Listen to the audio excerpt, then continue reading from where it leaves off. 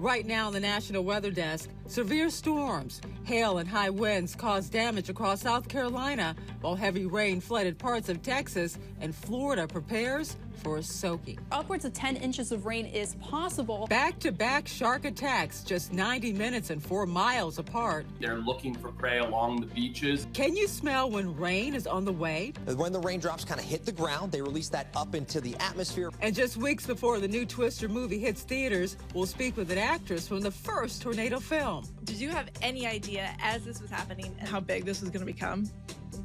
From our nation's capital, this is the National Weather Desk. Good morning, everyone, and welcome to the National Weather Desk. I'm Angela Brown. Severe storms rolled through South Carolina last night, bringing, strong winds, heavy rain, and also damaging hail.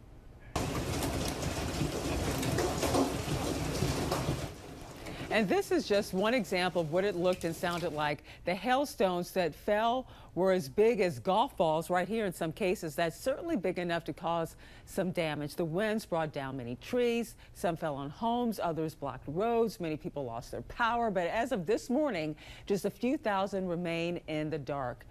Heavy rainfall drenched much of the southern plains, including Amarillo, Texas yesterday. Areas that normally average 20 inches of rain a year saw nearly 7 inches of rain in less than 12 hours. You can see here water was up to the doors on some of these cars in some cases, and at least one person had to be rescued from their vehicle because of flash flooding. A round of tropical moisture is heading to Florida. While not a hurricane or even a tropical storm, it is expected to bring several inches of rain to the region throughout the week. Meteorologist Jennifer Collins has more. Well, an unsettled week is ahead for most of South Florida as a stationary boundary remains stalled across central Florida. This is going to continue to funnel in deep tropical moisture across the southern portion of the state, leading to rounds of heavy rainfall starting on Tuesday and continuing through the middle and even end of this week. Heavy rainfall possible at times. Our greatest rainfall potential will be across parts of southwest Florida, where upwards of 10 inches of rain is possible, and upwards of 8 inches of rain possible for parts of the East Coast. This would be beneficial rainfall as much of South Florida is under moderate to severe drought conditions extending from the Treasure Coast of Florida into parts of southern Palm Beach and Broward counties, as well as extending all the way to the west coast of Florida into areas south of Tampa Bay and along the southwest Gulf Coast there. So we do have the potential for flooding, though. If we receive too much rain in a short amount of time, that could lead to localized street flooding. As for the threat of severe storms today, the greatest risk is in central Texas. There is a slightly lower risk for the areas you see right here in dark green, including San Antonio, Minneapolis, Virginia Beach, and also Colorado Springs. People on Pawleys Island in South Carolina are still cleaning up after a strong thunderstorm Sunday night. Many homes and also businesses were damaged, but residents say there were no warnings or alerts prior to that storm. Gianna Forbes has more. It's a storm that left Pawleys Island residents like Bubba Southard with damage, destruction, and others with uncertainty. So we've had multiple hurricanes through the years here, but this is the most damage that we've gotten recently. Residents from Murrells Inlet to Pawleys Island spent the day sorting through the debris from a storm that hit late Sunday night, ripping through homes, causing power outages, and a great amount of shock about what took place. About 11:59, everything got very quiet, and then you heard literally like that train sound. You heard the wind start to pick up. Along with the amount of destruction, neighbors and residents are concerned that they didn't get a warning from the National Weather Service, wondering how this storm slipped through the cracks. Typically, when we're having heavy thunderstorms, I get a beeping alert on my phone and on my watch, and I got neither last night. But he woke up to a massive tree snapped in his front yard. This is one of those things where these kind of storms come through and you cross your fingers you don't get any damage. Bill Brennan didn't have any damage, but he's also wondering why the storm wasn't warned. I'm really upset because National Weather Service, nobody received an alert. For so many neighbors, the days ahead consist of cleanup and a well-oiled machine of neighbors helping neighbors, even through the storm. Two shark attacks less than 2 hours apart are raising new concerns along the Florida coast. And the first attack happened last Friday. A 45-year-old woman was near a sandbar when a shark bit her. Doctors had to amputate her hand. 90 minutes later, two teens standing in waist-high water about 4 miles away were also attacked. Both survived, but one lost a hand and also a leg. Attacks here are rare, but experts say there are steps you can take to reduce your risk. Don't go in the water with jewelry. Don't go in the water with plastic water bottles because that crunching sounds like fish bones. Stay away from river mouths or murky areas. Many marine wildlife biologists say rising sea temperatures are forcing sharks into new areas to look for food. And here is a severe weather term you are probably not familiar with: mesoscale convective system. It's a water pattern that could span entire states and last more than 12 hours. Meteorologist Joy Bettenhausen has more. If you are in some of the plain states or maybe even the Midwest, you might have heard the term MCS or heard people say it's MCS season. So let's dive into what that means. In this example, we had a broken line segment of storms, and you see that left side started to bow out just south of Oklahoma City, becoming wind dominant, and that is an MCS, right? A strong system, and it moves very quickly to the south and east. The National Weather Service, and actually this comes from NSSL or National Severe Storms Laboratory, classifies a mesoscale convective system, or MCS, as a collection of thunderstorms that act as a system entirely.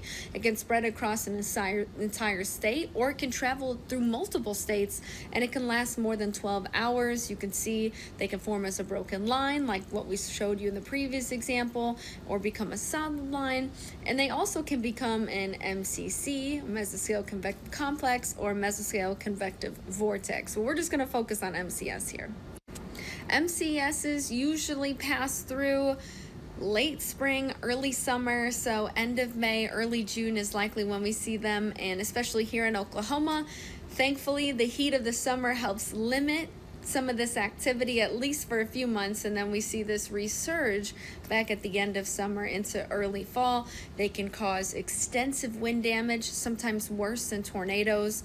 We could see 100-mile-per-hour wind gusts in some of the strongest storms or more. We can also get spin-up tornadoes too with these. So mainly with MCSs, you see wind and tornadoes, but can't rule out that isolated hail threat. Have you ever heard of a training thunderstorm? It can be very dangerous. Meteorologist Teresa Carter explains what they are and why they can pose such a risk. A quick thunderstorm in the middle of a summer afternoon can be a welcome relief from the hot and humid conditions. Most of these pop-up thunderstorms only last a half an hour before they rain themselves out and return us to the heat and humidity that created them. However, some thunderstorms can persist over the same area for hours at a time. This is referred to as training thunderstorms. Think of it like this: a train moving along its track, and each train car is an individual thunderstorm having multiple thunderstorm cells dropping a large amount of rainfall on an area over a short period of time, and that can oversaturate the ground, which of course leads to flash flooding. Flash flooding is a significant hazard. So on days that you hear the meteorologists say training thunderstorms, know that some serious flooding could happen in your area, and of course stay weather aware. And by now, we hope you've heard and really understand the phrase, turn around, don't drown. Meteorologist Caroline Cohen explains why the phrase is simply so important. You'll often hear us say, turn around, don't drown, and it sounds a little repetitive at times. Hey, yeah, we know, we've heard you say it, but this is why we say it.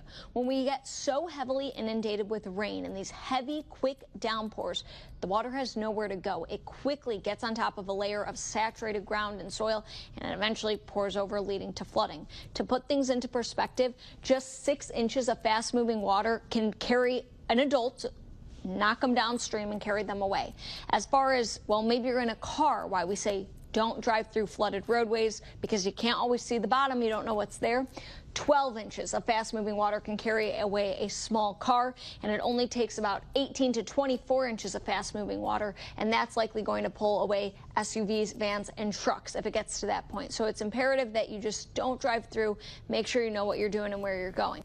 An Australian Airlines plane was badly damaged by hail after the jet hit a thunderstorm cell. It happened Sunday on a flight from Spain to Vienna. As you can see, the nose of the plane and the cockpit windows suffered the most damage. The plane landed safely. All 173 passengers are okay. And coming up on the National Weather Desk, we'll hear from an expert about how to start your own backyard garden, and we'll explain why rain often has a distinct smell.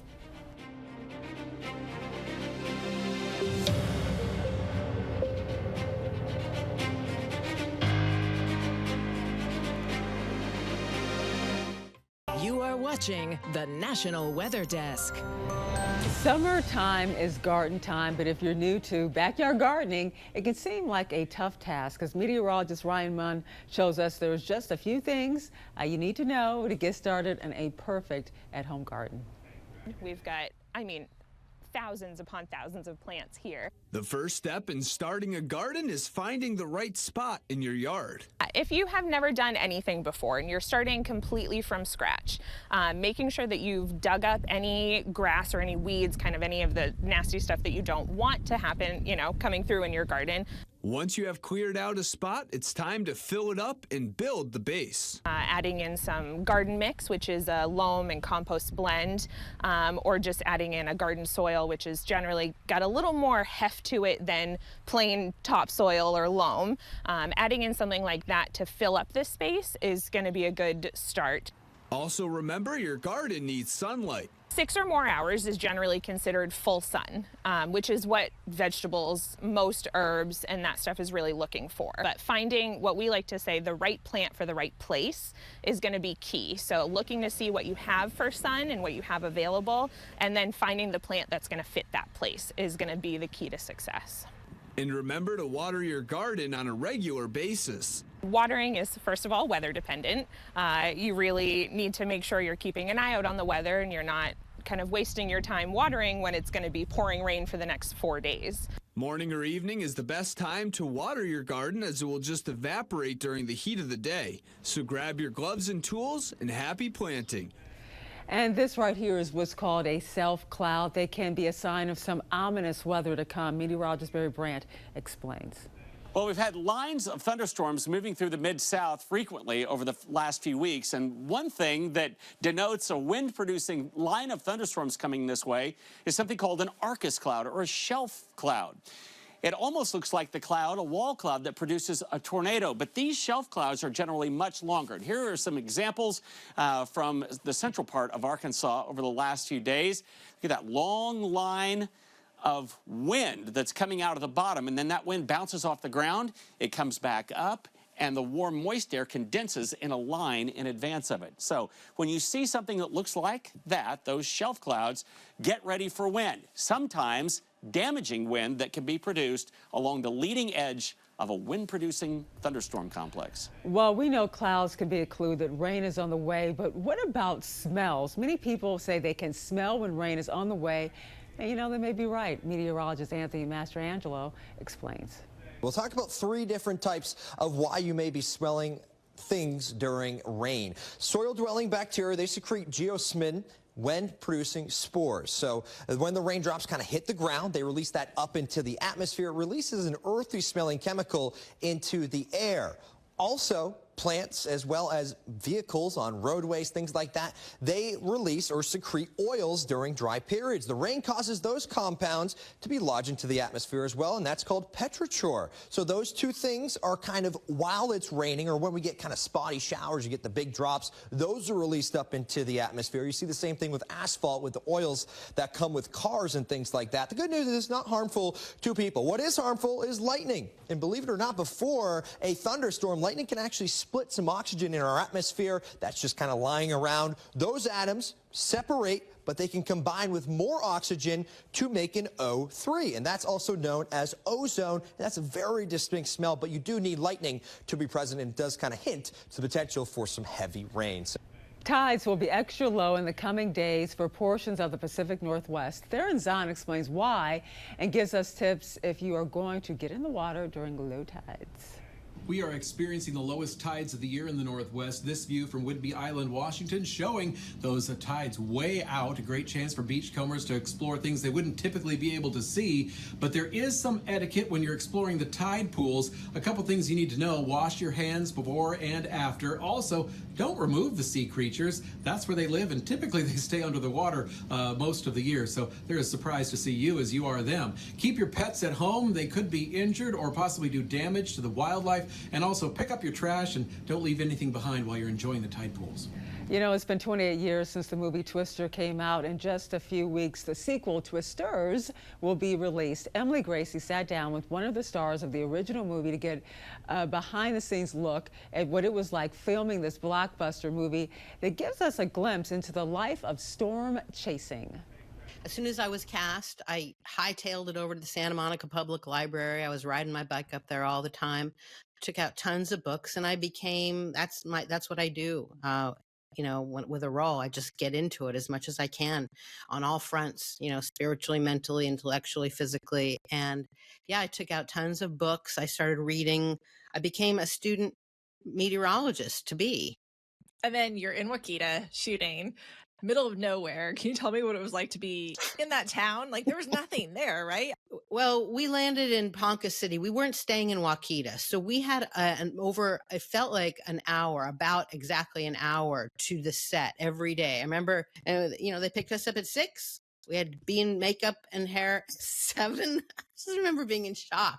Because I remember walking into the makeup trailer and everybody, like, remember Jeremy would bring his pillow and everybody would sleep on the hour from 6 a.m. to 7 a.m. And then we had an hour back because a lot of us were living in Los Angeles and New York. Coming from those two cities, going to Ponca City, population 2,000. We were in shock. Yeah. Did you have any idea as this was happening and then after this was happening, what this was going to become, how big this was going to become? No. Absolutely not. No, we were focused on the work of the day. Just what you're doing with the lines and the love for the movie, and people just have so much gratitude for us. It's humbling. You know, we did it to make some money as an actor, and because when you get a job, you say yes. And then it became something, you know, bigger and beautiful, and wow, that's always amazing. It doesn't happen most of the time.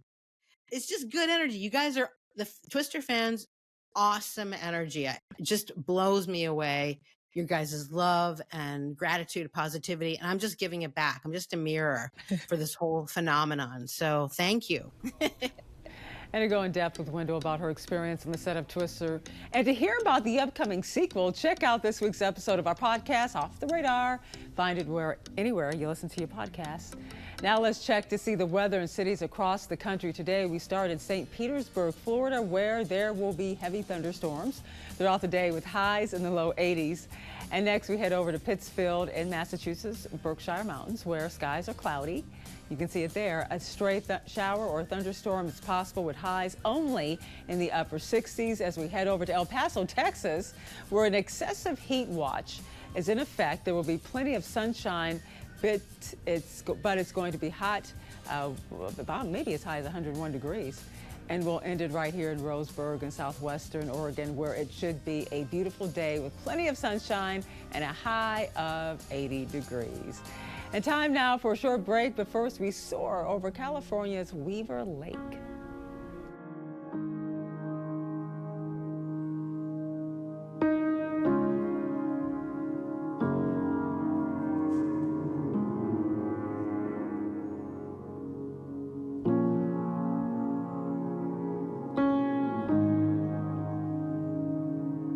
You are watching the National Weather Desk. Bear sightings are becoming more common all over the country, and this time of year is when bears are seen most often. Tennessee meteorologist Dave Dirk shares some strategies on how you can be more bear aware. We're receiving more bear videos and pictures from around the Tri-Cities. Here's some awesome video from Mount Carmel, Tennessee, where a mama bear and little one were roaming this neighborhood. Now with bear-human encounters more likely this time of year, here are some bear-wise basics from the Tennessee Wildlife Resources Agency. Don't store food or garbage in areas accessible to bears. never approach or feed bears, and don't feed birds or other wildlife when bears are active in your area. Make sure you store outdoor pet food in secure locations and keep grills and smokers clean and securely stored when not in use. And finally, talk to your family and neighbors when bears are active in your area. And we would love to share your weather content on the air. You can find us on all of your favorite social media platforms, including Facebook, YouTube, Instagram, TikTok. Just search the National Weather Desk. We'll be right back.